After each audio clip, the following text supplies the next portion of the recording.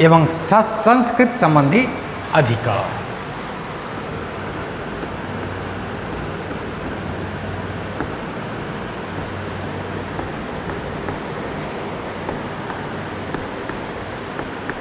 ये कौन सा अनुच्छेद है?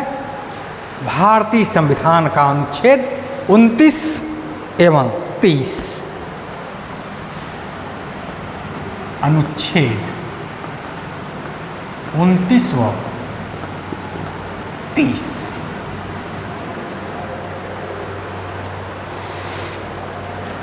तो भारत एक बहुभाषा भाषी, अनेक धर्मों और संप्रदायों का देश है। भारत जो है अनेक भाषा भाषी, धर्मों और संप्रदायों का देश है। संस्कृत तथा शिक्षा संबंधी अधिकारों को, संस्कृत तथा शिक्षा संबंधी अधिकारों का उद्देश्य इस विविधता को बनाए रखना है। भारतीय नागरिकों को शिक्षा एवं संस्कृत संबंधी अधिकार अनुच्छेद 29 व 30 के माध्यम से प्रदान किया गया है। अनुच्छेद 29(1)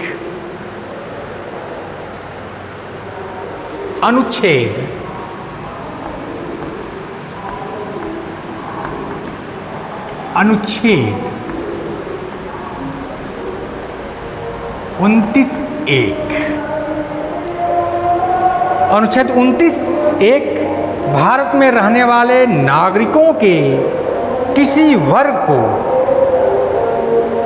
जिसकी अपनी विशेष भाषा, लिपि अथवा संस्कृति है, उसे बनाए रखने का अधिकार प्रदान करता है। अनुच्छेद 29 का उद्देश्य अल्पसंख्यकों के हितों, भाषा, लिपि तथा संस्कृति का संरक्षण करना है, जो अपनी रुचि की शिक्षण संस्थाओं की स्थापना करके ही किया जा सकता है। अल्पसंख्यक वर्ग को उक्त अधिकार अनुच्छेद 30(1) ये सभी अधिकार अल्पसंख्यक वर्गों को उक्त अधिकार अनुच्छेद 30(1) द्वारा प्रदान किया गया है। अनुच्छेद 30(1) द्वारा प्रदान किया गया है। यह अनुच्छेद अल्पसंख्यकों को अपनी रुचि की शिक्षा संस्थाओं की स्थापना करना और धन पर प्रशासन करने का अधिकार प्रदान करता है, जबकि अनुच्छेद 30 का खंड 2 उनके इस अधिकार को और भी मजबूत कर देता है। अनुच्छेद 30 का खंड 2 इनके इस अधिकार को और भी मजबूत कर देता है। अनुच्छेद 30(2) के अनुसार राज्य शिक्षा संस्थाओं को सहायता देने में किसी विद्यालय के विरुद्ध इस आधार पर विभेद नहीं कर सकता कि वह धर्म एवं भाषा पर आधारित किसी अल्पसंख्यक के प्रबंधन में है। अनुच्छेद 30(1) द्वारा अल्पसंख्यकों को प्राप्त यह अधिकार अनुच्छेद 29(2) के निबंधनों के अधीन है, जो यह कहता है कि राज्य द्वारा पोषित अथवा राजनिधि से सहायता पाने वाली किसी शिक्षण संस्था में प्रवेश पाने से किसी नागरिक को केवल मूल वंश, जाति, भाषा अथवा इनमें से किसी के आधार पर वंचित नहीं किया जाएगा। अनुच्छेद 30 द्वारा प्रवृत्त अधिकार नागरिकों तथा अनागरिकों दोनों को प्राप्त है। अनुच्छेद 30 द्वारा ये जो अधिकार मिला है वह भारत के नागरिक को भी है और जो अनागरिक यानी जो विदेशी हैं उन्हें भी प्राप्त है, परंतु अनुच्छेद 29 द्वारा प्रदत्त अधिकार केवल नागरिकों को ही प्राप्त है। अनुच्छेद 30 द्वारा जो अधिकार है वह नागरिक को और अनागरिक दोनों को मिला है, लेकिन जो 29 द्वारा अधिकार प्राप्त है वो सिर्फ नागरिकों को ही प्राप्त है। मूल भारतीय संविधान का अनुच्छेद 31 अनुच्छेद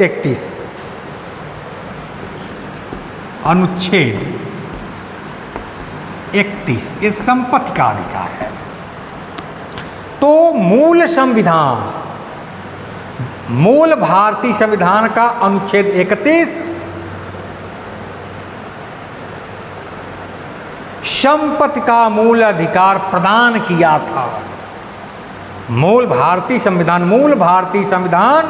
का अनुच्छेद 31 जो है संपत्ति का मूल अधिकार प्रदान किया था, परंतु 44वें संविधान संशोधन द्वारा अनुच्छेद 31 को निरस्त कर दिया गया। अब संपत्ति का अधिकार केवल संवैधानिक या विधिक अधिकार ही रह गया है, जिसे साधारण विधि बनाकर विनियमित किया जा सकता है। अब लैंड रिफॉर्म्स लॉज भूमि सुधार विधियां, भूमि सुधार विधियां, इसमें भी कुछ है, ज़्यादा नहीं है। भूमि सुधार विधियां,